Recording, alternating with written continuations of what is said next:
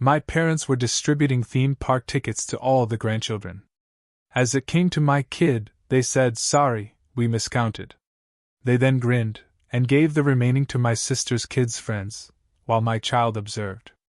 I did not fight back. I merely. I used to think family meant loyalty, that blood ran thicker than water. But then, my own mother and sister tried to steal a house right out from under me, and not just from me, from my little boy. Can you even imagine? My name's William, I'm 37, and I'm a long-haul trucker. You know the type, the guy in the background, the one who just shows up.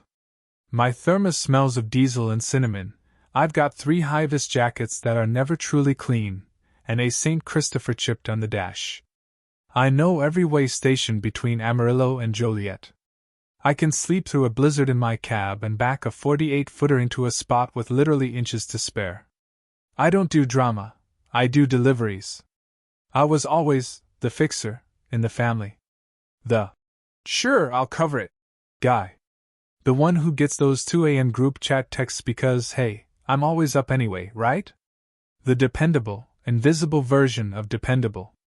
It was my dad's birthday cookout. Folding tables in the backyard, that ancient cooler with the faded Lakers sticker from '99. We were told to bring sides. I rolled up with deviled eggs and a cooler tray wedged between my son's soccer ball and a pack of wet wipes. My sister, Avery, she arrived fashionably late, balloons in tow, and of course, her ring light. Because everything has to be documented. Mom clapped her hands, that familiar, overly enthusiastic sound. "Okay, grandkids to the patio. Grandpa has a surprise." They lined up like a tiny, excited marching band. Avery's twins were in matching Disney Cruise shirts. Her oldest, Maya, had glitter sparkling on her eyelids. My son, Ethan, he's 8, was off to the side in his dinosaur tee, the one he picked himself, his roar shirt. He doesn't love crowds, but he loves his grandpa, so he tried. Dad gave a speech about memories that last forever, and then Mom pulled out a thick envelope. Inside printed e-tickets. She counted them out, like it was a game. 4 for the twins, 1 for Maya. Her voice was bright, chirpy. Then she turned to Ethan. Her smile faltered. Just a little. "Oh, honey," she said to me, her voice dropping. "We miscounted." And then, before I could even process that, her smile snapped back into place, shoulders squared, and she turned. She handed 2 extra tickets to the neighbor kids, who were there because their mom is friends with Avery's Pilates instructor. I felt Ethan's small hand slip into mine. He squeezed. I felt the soft callus on his finger, the one where his pencil sits wrong, the one we're working on with his teacher. He whispered, so softly, "It's okay, Dad. I like the zoo more anyway." Avery laughed. Not mean, not cruel, just utterly, completely thoughtless. I promised the twins they could invite besties if there were extras. "Sorry, Will. You know how it is." She ruffled Ethan's hair like he was a pet, not a person. "Here's the thing. I didn't make a scene. I didn't snatch the tickets back. I didn't lecture anyone about fairness or drag out a spreadsheet of what I pay, who I help, or how many miles I'd driven just to show up for this family. I just stood there, quiet. The smell of lighter fluid, slightly overcooked hot dogs, sunscreen, and my son's hand in mine. Something shifted inside me then. Like a heavy load on my truck, tilting on a curve I'd taken 100 times before. And then my dad added the final touch. Just soft enough to sound like a joke, just loud enough that I heard every word. "William's boy is tough. He can sit this one out. We'll make it up at Christmas." A cousin snorted. The neighbor kids whooped.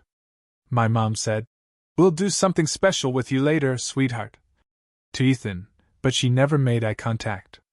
She was already angling her camera. When we left, I carried the deviled eggs back to the truck. No one noticed. I'm not dramatic. But that day, that was the first time I felt a line drawn.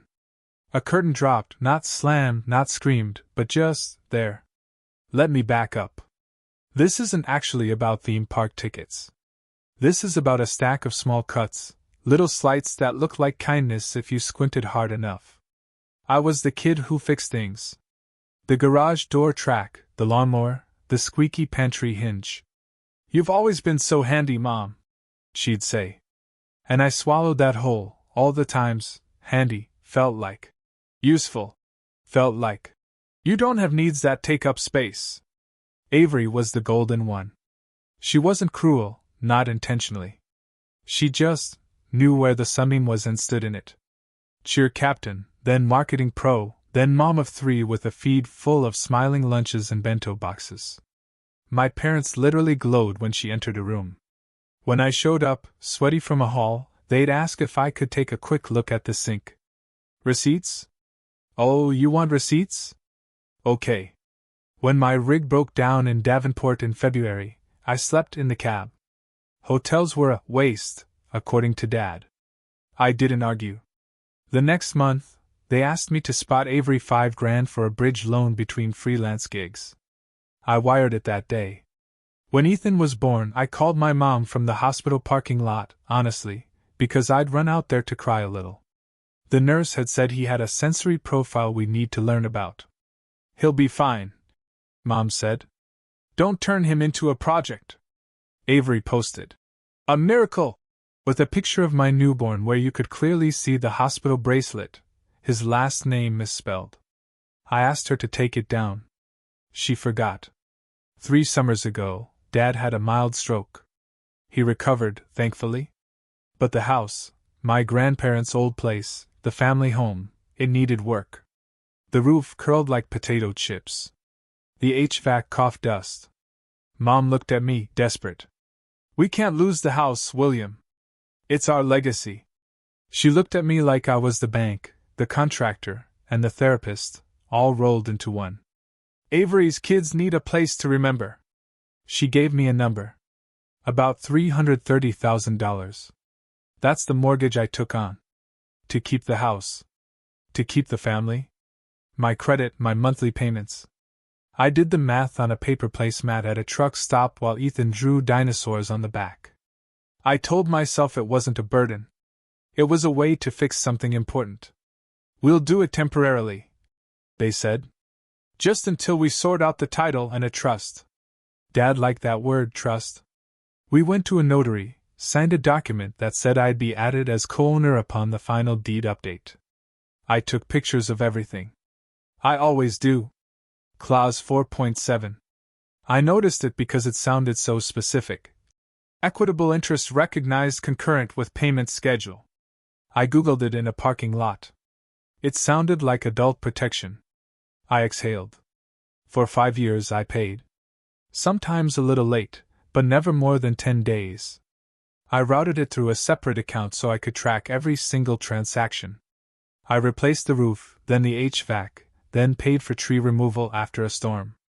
I fixed the banister Dad swore he'd get to when his season slowed down. I handled property taxes when a bill got lost in the mail. I kept screenshots. I kept emails. I kept words like, "We'll square it soon," and "We owe you big," and "Just get it done, you're the only one who can." The Disney thing, it wasn't the first slap. It was just the first one my son could see. 2 weeks after the cookout, I stopped by the county office on a Thursday. We were hauling paper out of a mill nearby, and I had an hour to kill before a pickup. The clerk behind the glass had a purple scrunchie and a sticker that said, "Ask me about plat maps." I asked if I could pull the current deed. "Just routine housekeeping." She typed. She frowned. She printed. "Owner of record," she said, passing the paper. "Elijah and Mary Carter, joint tenants." She paused. "Transfer last recorded 3 months ago to whom?" She turned the screen. Correction. Transferred to Avery Benton 2 months later via quick claim. Effective date. She shook her head. "Sorry, I need to refresh." There it was. My parents' names. Then my sister's. My name was nowhere. I felt something cold and slow crawl up my spine. "Are you sure?" I asked, my voice steady, palms suddenly damp. "There was an agreement. I've been paying the mortgage for 5 years. She shrugged in that practical, clerk-y way. Mortgage doesn't equal title. Happens a lot. You can request the full chain. She slid a form under the glass. I walked out with a manila envelope under my arm and a static buzz in my ears. I sat in my cab and read each page. Signatures, dates, my dad's slanted E, my mom's careful M's. A notary stamp from the UPS store by the freeway. Then, a document I hadn't seen. A quick claim deed to Avery. Family consolidation, it said like it was a bag of rice. I called Mom. Oh, well, she said. Her tone told me everything, even before her words did. You know how complicated paperwork is. We needed to simplify for estate planning. Avery has the kids. It just makes sense. My voice, calm, surprisingly so, finished her sentence. You know, we never put me on the deed. Don't be dramatic, she said. It's all one family pot. Here's the thing, I didn't yell. I didn't throw the phone. I hung up. Then I opened a new notes folder on my phone and labeled it House Receipts. I started quietly. No posts, no group chat essays. I requested a copy of the notary journal. I exported 5 years of bank statements. I downloaded every email thread with subject lines like roof estimate and property tax reminder and I'll Venmo later, promise. I screenshotted that clause I noticed years ago, 4.7, with the sentence equitable interest recognized concurrent with payment schedule. I saved the text where Dad wrote, We'll add your name at Christmas, son. Christmas came and went. Then the next one. I just kept driving. I ate in my cab and folded that manila envelope under my mattress. I told Ethan we'd do the zoo next weekend. He asked if dinosaurs ever got evicted. I said, Not the smart ones. 3 weeks later, Avery sent a message in the family chat. Housewarming at ours. Clinking glasses, new paint, new curtains. Can't wait for you to see all the work we've put in. She attached a selfie, glowing, in front of the porch. The porch I rebuilt during a heatwave, while Dad supervised from a lawn chair with a sweet tea. I typed, Congrats. I didn't send it. The problem wasn't that they forgot me. It was that they remembered me only as a resource. The driver, the checkbook, the guy who could be counted on to not make a mess while he cleaned up theirs. The housewarming was on a Sunday. Family only, plus a couple of close friends. I parked on the street, even though the driveway had plenty of space. Last time I parked there, Dad had said, Watch the oil drip. I prepared like I do for a road inspection. Everything labeled. Printouts in a binder, because papers calm me. A thumb drive in my pocket, because redundancy also calms me. I wasn't going to fight. I was going to state facts. Inside. The couch was new. The rug was new. The smell was that fake clean they sell in candle form. Guests exclaimed, So bright! As if brightness equaled ownership. The twins ran circles around the coffee table. Ethan stuck to my leg. Avery hugged me with her arms, not her torso, the kind of hug that says, Don't wrinkle my dress. Isn't it amazing? She swept a hand around. We really poured ourselves into this. You'll appreciate the craftsmanship. I do, I said. It was true. I've always appreciated good work. Dad clapped me on the shoulder. Son! He boomed. You made it. I was worried you'd be on the road. I'm here, I said. I looked at Mom. She was busy arranging mini quiches. She didn't look at me. We did cake, because Avery likes to sing for herself. Then she tinked a glass. Quick toast, she said. To family and fresh starts, and building a home my kids can grow up in. The room hummed with polite. Oh, how nice. Ethan was tracing the wood grain on the table with one finger. He whispered, This is your table, right? It's our family's table, I said. My voice did not shake. After the toast, I asked quietly, Can we talk? Just the 5 of us. I meant me, Mom, Dad, Avery, and, because fairness, Ethan. He's a person. He lives here, too, in his own way. We sat in the dining room. The new chandelier hummed. I'll be quick, I said. I placed the binder on the table. Avery rolled her eyes, like binders are only for boring men. I opened to tab 1. Mortgage payments. 5 years, $329,784.18. Rounded to $330,000 if we're speaking casually. My account to the lender. You can see the routing. Tab 2, receipts for the roof, HVAC, taxes, tree removal. Tab 3, emails. We'll add your name at Christmas. Temporary structure until we amend the deed. Tab 4, a printout of the notary agreement from 5 years ago. Clause 4.7 in yellow. Equitable interest recognized concurrent with payment schedule. Avery made a scoff that sounded like a laugh. What is this? A presentation? We're trying to have a party. Mom cut in. We've always said. I held up a palm. I'm not here to argue. I'm here to put words in the same room as actions. Then I slid across the last page. The county deed record. Avery's name. My absence. Dad looked at it like it was a parking ticket we could blame on a broken meter. We told you, he said. Estate planning. Your sister has children. It had to be simple. You're so independent, William. You don't need anchoring like she does. It's not about need, I said. It's about honesty. Avery leaned forward. We invited your kid to every birthday. You can't make this about Disney. I looked at Ethan. He was counting the crystals on the chandelier. This isn't about revenge, I said, each word like a smooth stone. This is about closure. Dad's jaw worked. What exactly are you after? Boundaries, I said. An acknowledgement. Put my name back where your words say it belongs. Or compensate me, in writing, for the full amount I've paid, plus the repairs. And stop using my kid's patience as proof I can absorb being last. Silence. Not heavy, just precise. Avery smiled, with zero warmth. Lawyer up, then, if you want to make this ugly. I don't want ugly, I said. I want accurate. Clause 4.7. We all initialed it.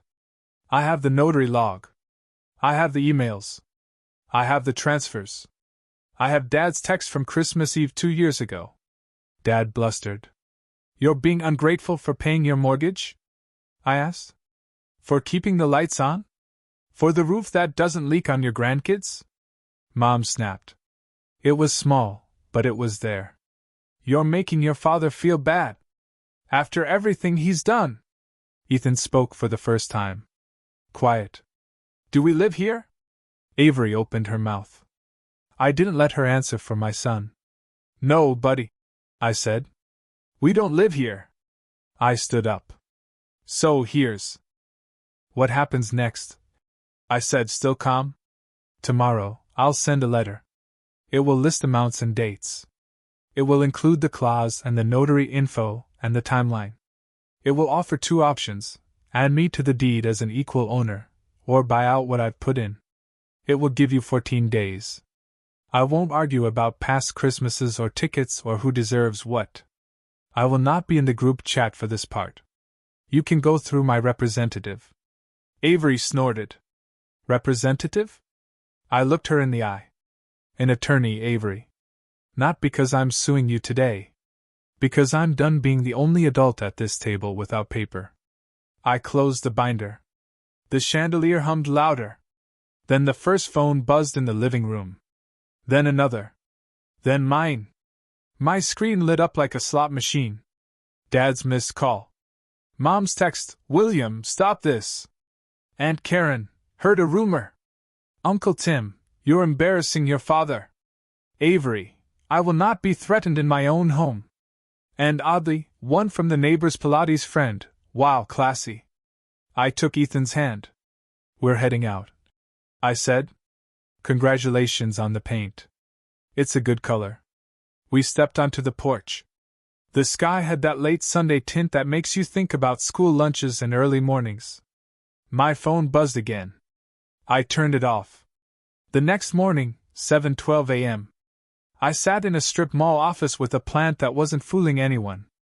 The sign said, Mason and Holt, Real Estate and Family Law. The receptionist had an alarming number of sticky notes. I had my binder and a small bag of pretzels, because my blood sugar likes boundaries, too. The attorney, Holt, the younger one, listened. He didn't blink at the family parts. He underlined numbers. He circled clause 4.7. This helps, he said. I like that you kept the notary page. Most people don't. He typed a letter. It was simple, and not angry. Sometimes, simplicity feels like power. We sent it certified. We sent an email copy. The subject line, equitable interest, demand for cure. Clean. No adjectives. By noon, the group chat was a bonfire. You're selfish. And Karen wrote. You know your sister has 3 kids. Think of the kids. Dad texted separately, because he knows guilt fits easier when it's private. You're ruining us. Avery wrote, Do you want my children homeless? 26 missed calls in 4 hours. Then 39. I stopped looking. Mom left a voicemail where she cried on minute 2, then sounded perfectly normal on minute 3 to ask if I could still pick up folding chairs for the church. I didn't respond. Holt responded for me, always with the same 2 sentences. Communicate through counsel. We remain open to resolving quickly. Boundaries. They escalated anyway, like people do when the old levers stop working. Dad, you'll regret this. Families don't keep score. Me, to myself, in the silent cab, we did for 5 years. We just did it in my account. Aunt Karen called my ex, Mara, are you okay? William's having some kind of episode. Mara, to her credit, texted me a screenshot with 3 words, want me blocking? I said, yes, please. She did. Avery posted a picture of her kids on the porch with a caption about choosing joy in hard seasons, and a Bible verse that I'm sure means something in a different context. Her friends commented heart emojis. One of them messaged me, be kind to your sister. I didn't reply. Meanwhile, road life went on. I drove to Omaha with paper rolls, to Tulsa with ketchup packets, to Topeka with parts for a place that makes snowplows. I started sleeping again. I stopped checking my phone in truck stop bathrooms. I started letting it ring, like a distant storm I didn't have to drive into. Ethan and I built new routines. On my short weeks, we ate pancakes at the diner where they know he likes chocolate chips, but not too many. We planted basil in a window box. We played a road game where we invent stupid billboard slogans. Dad, he said once, chewing thoughtfully, what happens if we don't go to that house anymore? We still have a home. I said. It just doesn't have a porch with a chandelier. He nodded like that made perfect sense. Kids understand more than we give them credit for. Day 6, Holt sent a second letter, because the first one got theatrically lost.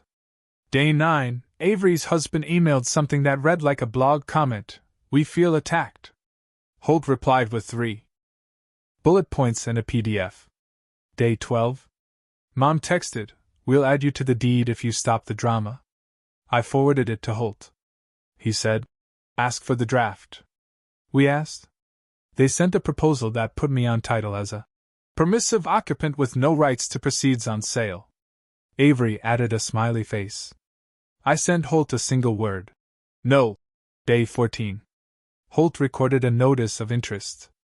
Nothing scary, just a piece of paper that says, we exist, so title companies can't pretend we don't. He sent another letter. This one firmer. Absent good faith plan, we will proceed. We didn't threaten. We stated. The calls changed flavor. Okay, Dad said in a voicemail. We can talk, but we're not doing 50-50. Avery has more mouths to feed. Ethan is a mouth, I said to my silent cab. I feed him. We can do a payment plan, Mom said. You don't need it all at once. I needed it when the roof was a sieve, I said to the basil plant. It was getting taller. 20 to 50 calls a day.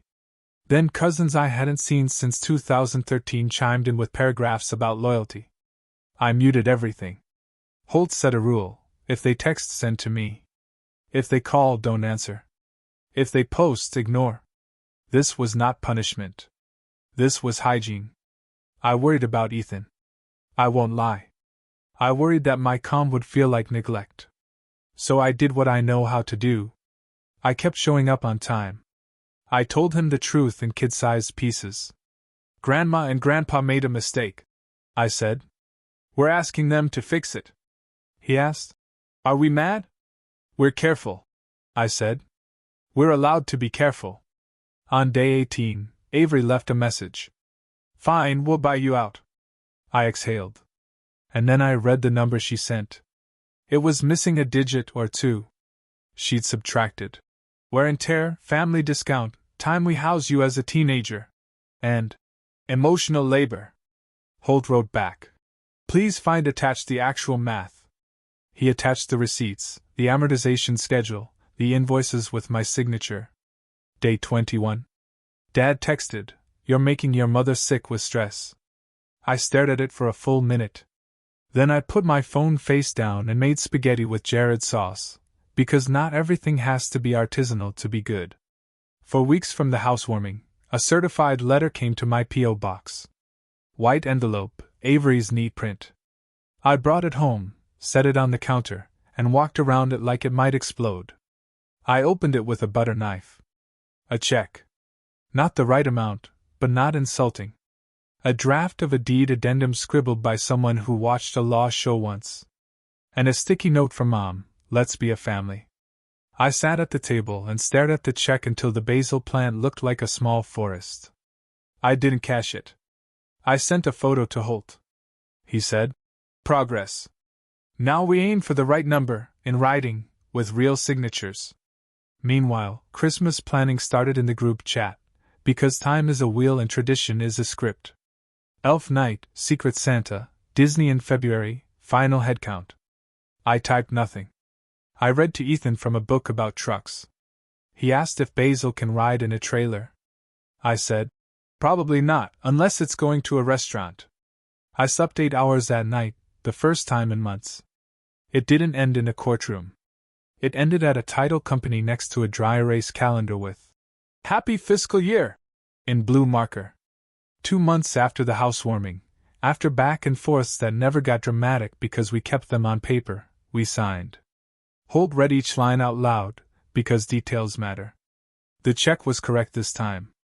Amounts matched the math. The addendum said what Clause 4.7 had already promised years ago: equitable interest recognized. If they kept the house, I'd be on title. If they ever sold, I'd be paid proportionally. They chose the latter. Clean slate, Dad said, like he was doing me a favor. Avery didn't come. She sent her husband. He didn't meet my eyes when he slid the pen back. That was fine. I handed over the extra keys I'd kept on a ring since the summer. The ones for the house. The ones for the porch I fixed. They were worn smooth at the edges. I set them on the table. The metal sound was tiny and final. Here's the last thing I'll say. This isn't a revenge story. I didn't post a victory lap. I didn't buy a banner that said, Told you so! I drove to a truck stop, ate a BLT at the counter, and texted my son a picture of a toy dinosaur next to my coffee. He sent me back a photo of the basil plant. It had 3 new leaves. A year later, my life is smaller, in the best way. Fewer calls, fewer emergencies that pretend to be urgent. More pancakes. I say no more than I used to, and yes to the right things. I still drive nights. I still know the way station hours by heart. I still keep binders. Christmas came and went without a Disney conversation. We spent that Saturday at the Science Museum, because Ethan likes the planetarium, and in his words, stars don't need lines. We held hands in the dark while a fake sky spun. I realized I wasn't holding on for balance anymore. I was just holding on. Mom texted on New Year's brunch, start fresh. I stared at the screen until the bubbles stopped. I set the phone down. I made French toast. I did not reply. Boundaries aren't punishment. They're a map. My name is William. I'm a truck driver. I am not the family wallet. I am not the backup plan. I am a father. I paid the mortgage. I kept the receipts. I asked for closure and got it. I don't need an invitation to a place that required me to vanish to fit. Somewhere in a drawer at the title company, there's a file with my name on it, where it belongs. On my counter, there's a tiny pot of basil. And on my fridge, a drawing by my son that says, Dad's Truck, and shows a rectangle with a smile. I'm not dramatic. I'm done being invisible. And if you're holding a ticket that was supposed to be mine, keep it. What about you? Have you ever had to draw a hard line with family, even when it hurt?